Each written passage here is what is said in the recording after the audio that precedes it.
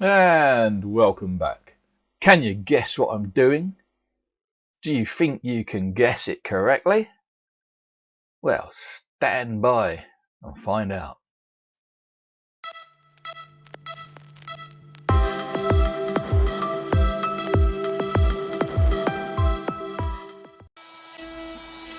Well, here we can see the starting out of the routing, milling, whatever you want to call it, of one of the sub-assembly panels, and it's slowly chewing its way through. This is at twice normal speed, and just to give you an idea of what it looks like and how big the router table is. At a point I'll zoom in on the computer.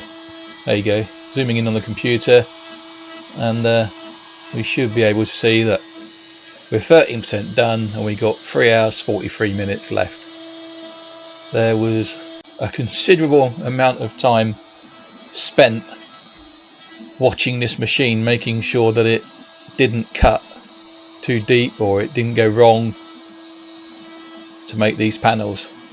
And I say it made 4 of these panels with the cup shapes and 4 panels that go on the back of it, which unfortunately I wasn't around to capture the milling of those.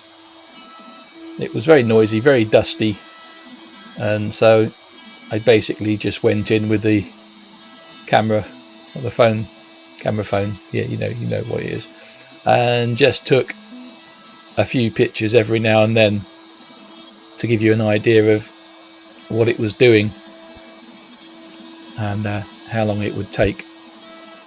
So looks a bit it looks a bit kind of 3D-ish here. It makes problems with the eyes. Are they going in or are they going out? But yes, they're going in.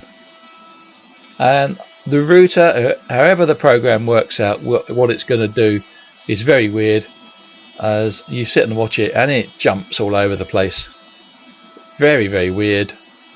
It will do some holes like you see here going round and round in circles, and it will do others just dipping in, dipping out and moving on to the next. It's incredibly weird. Not quite sure what's in the mind of the people who write this and why it does some parts of the thing completely different to others, but in the end the finish is pretty much the same, so maybe it doesn't matter. It is just weird. As you can see, it's some of them are got lovely smooth finishes, some look a mess, but at the end they'll all be tidied up and it'll all be hunky-dory. But I did notice there was a fault on the machine, and as you can see, one of the wheels is jammed and wasn't rotating, and we did put a new cog on that.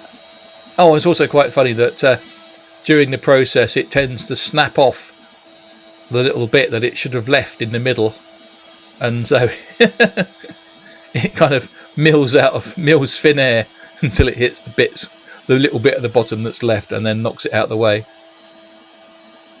But I just thought I would show this as part of the process. This then gets cut out completely. I haven't shown the whole of that, as it's not very fast either. And then it gets painted, and you'll see the painted version in the next part of this video. There it goes, it's cutting out the outline now, and it'll just go round and round and round and round until it cuts through. So I didn't think there's much point in showing you the rest of it, but that's one part of the project, and I'm not saying what it is yet. You'll probably guess, but we'll see by the end of it.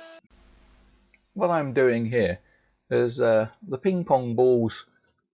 The skin can be thick. It varies between balls, but cutting a hole through them is quite difficult for some. So what I do is I puncture a series of little holes with a scalpel around the jig and then go round and join the holes up. With a thicker skinned ping pong ball, if you try pushing the scalpel around the edge of the jig, it pushes the ball around. You can't really hold the ball tight in the jig, and then you get lopsided holes. But by going round and poking little holes in first, it makes it a lot easier and you get a better circle.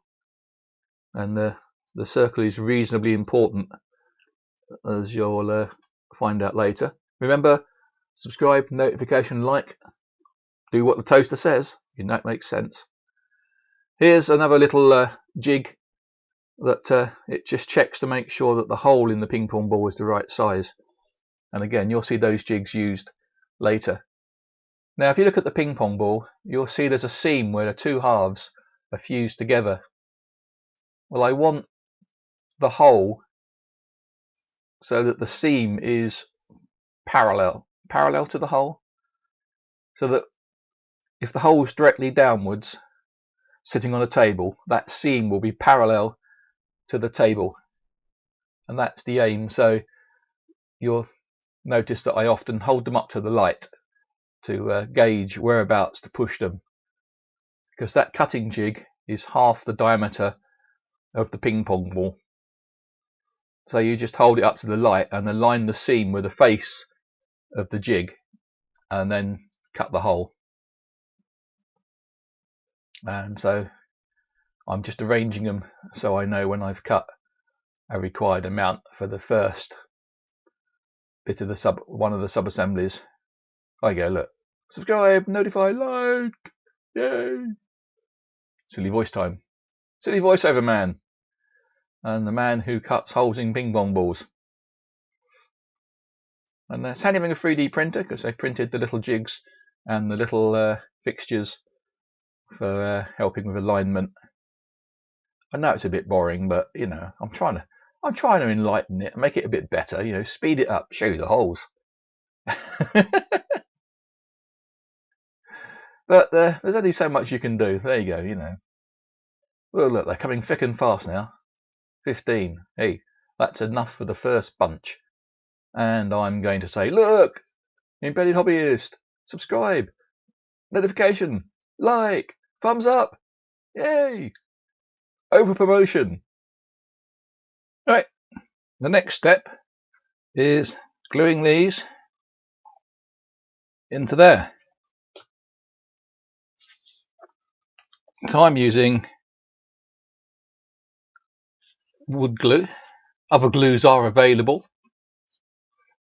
This is just old and needs to be used up.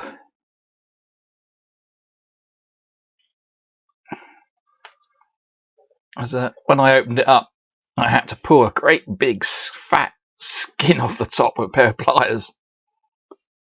But now you will see what these are for. Because if I twiddle it round here, basically get it clean. They go through the hole.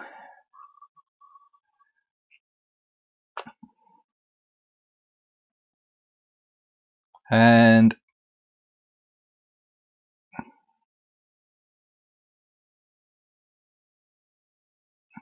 I paint the ping pong ball around the bottom with glue. Locate it over there. Push it down. Give it a twist. So what I should do maybe is put ball in first.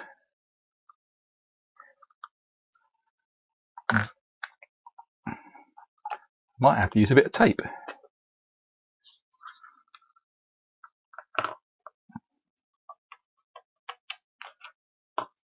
That's the whole point of these.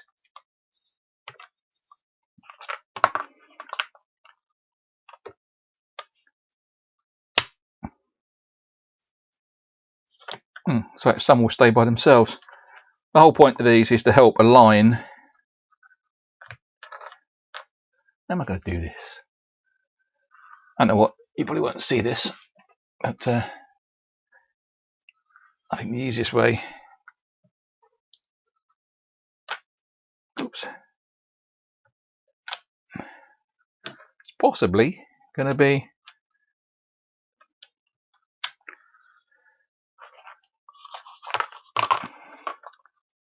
to take them off the edge of the desk, push them in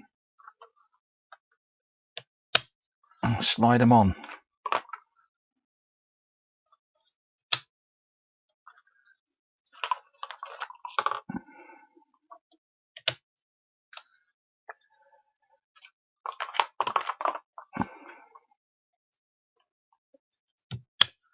I think when it comes to gluing them on, the best bet will be to fast forward, fast forward it or speed it up. As you've seen one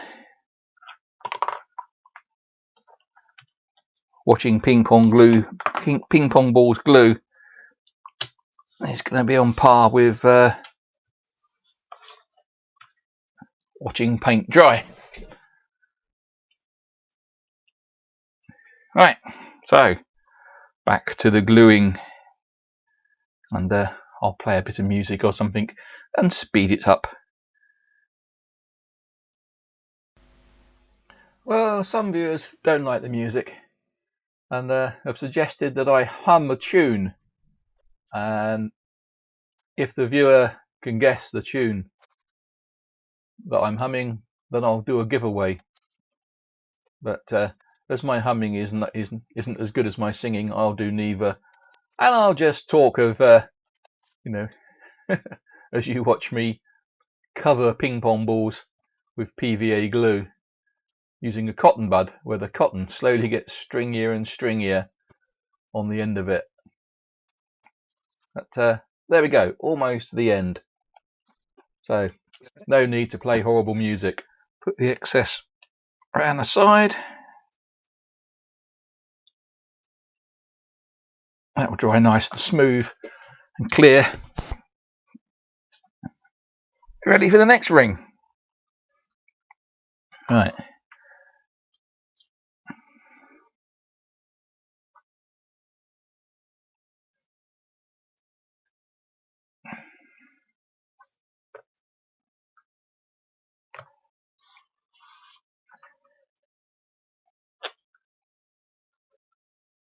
Hey, how about that for OCD?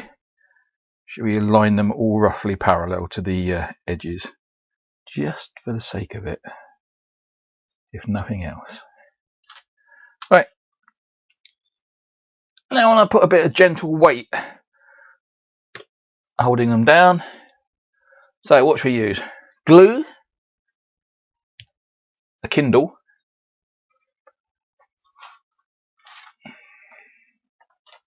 and how about this? Electrical Engineer's Reference Book. State of the art. Well, it was in 1948. So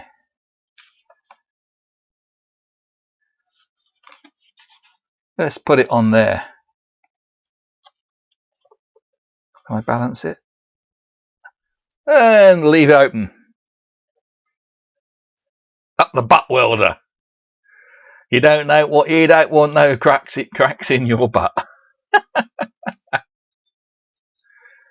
Ah, dear. What a fun life we lead.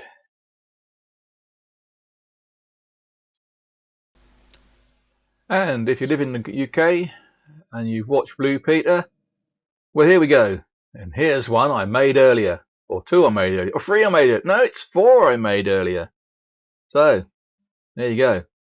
The four parts of this subassembly. And another blatant subscribe, notification, or like.